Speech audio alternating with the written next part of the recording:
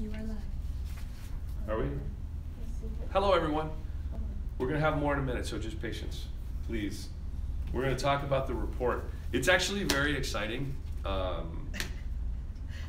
we're getting our, is that the YouTube crowd or the non-YouTube crowd? That you don't have. That's YouTube? Yeah.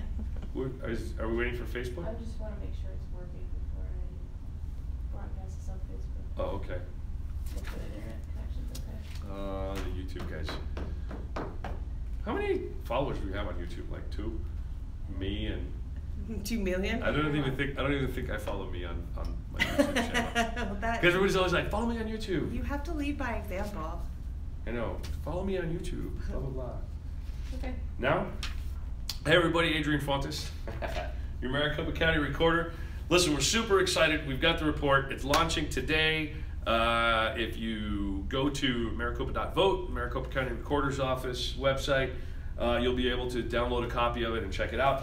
I have the hard copy right here, and I want to talk just a little bit about some of the things that we've done. Number one, and the most important one, is that this election obviously was proof of concept for some of the new stuff that we've been using and the new ways that voters will be checking in polling places with our site books. And you've seen us do some videos on them. You walk up, and it's going to be relatively similar. In certain circumstances, they're going to be facing our poll workers. We'll take your ID just like usual and punch you in. But the technology underneath them is far improved. It's vastly improved. It's a lot more stable. It's a lot more secure. And it's a much better way of running elections. So we're super happy about that. Coupled with our ballot on demand system, which is our new printers that we've got that will print your ballot for you. We'll be able to reduce the number of provisional ballots that are treated the old-fashioned way of provisional ballots, which take a long time to do research on. We'll be able to take care of those circumstances much more quickly and get those ballots into the system faster so that we can have faster results at the end of the day. Which we're not just doing it for speed, we're doing it for accountability purposes as well.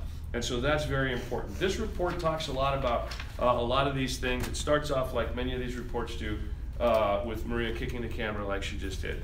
But I've got a letter in here, and we talk about our new system and some of the numbers. There's a calendar, I think you can see that, of how we got through engineering our new system.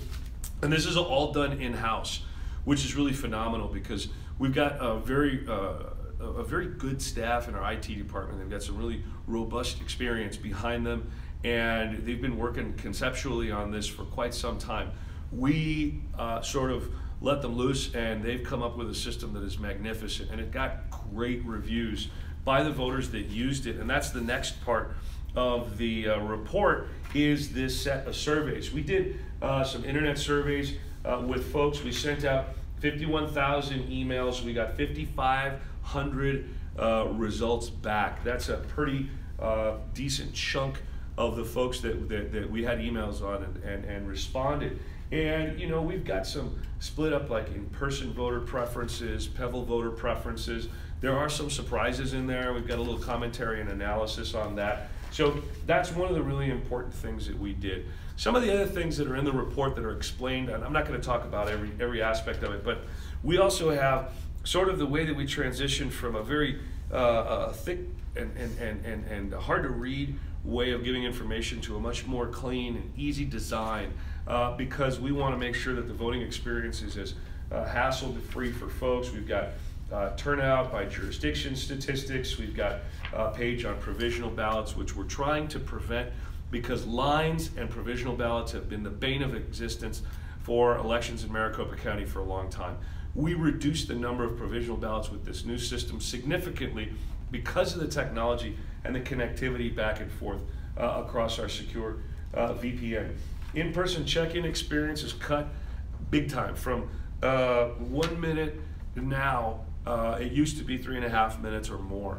And if you had someone with a provisional ballot, it would take even much longer than that and hold up the line. So our new way of checking people in accumulates more and more and more and more as the day goes on. So the time for long lines is past with our new systems that we've engineered. Now, I do have to say something very important at this point. The system that we deployed for this election in the fall of 2017, that's November 2017, is not exactly the same as what you will see, for example, in the special election in Congressional District 8, Trent Franks' old district. It's not the same as you'll see in statewide, countywide, federal elections. Why?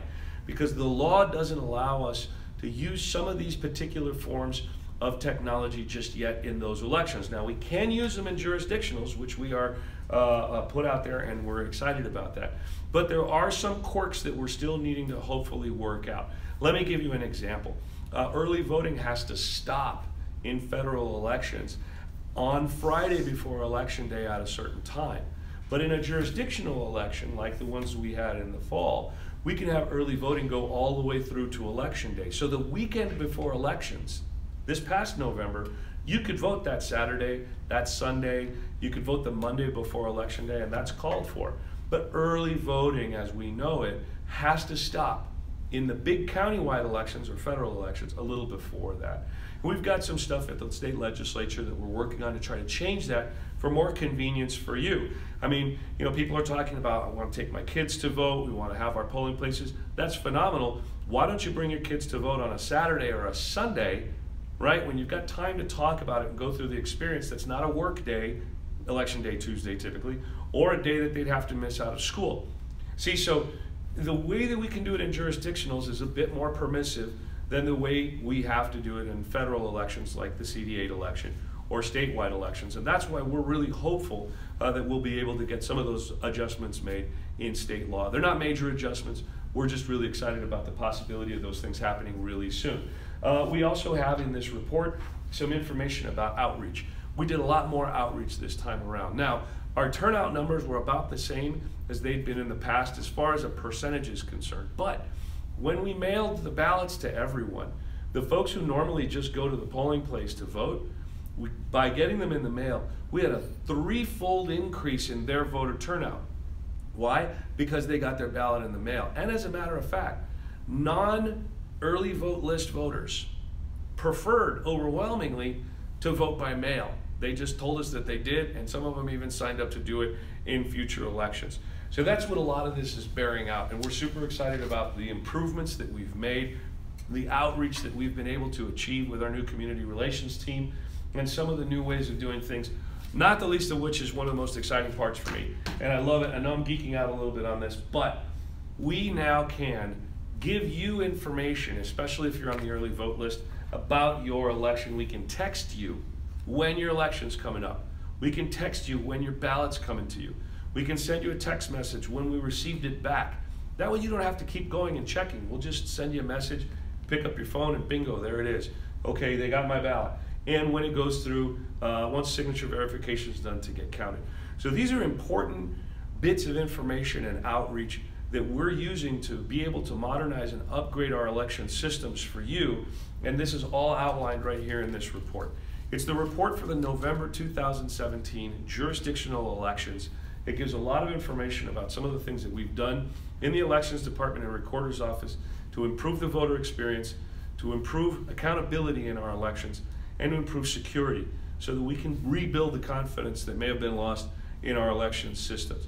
My name's Adrian Fontes. I'm the Maricopa County Recorder. For more information, you can go to maricopa.vote. That's maricopa.vote. Get that information from us. Go check out the report. We're super excited about releasing it. We know it was a little later than we thought, but that's the one thing. And there was one final note. I will tell you this, kind of a funny thing we noticed. When we did our pie charts, we had to round up on some of the numbers, so some of them don't add up exactly to 100%, which I think is kind of fun, and we just realized that now. So anyway, there will be a footnote about that, because it's just rounding to whole numbers anyway. So thanks so much, everybody. Hope you all are having a great week so far. Happy New Year if we haven't had a chance to express that. I'm Adrian Fontes, your County Recorder. Hope you're having a great day.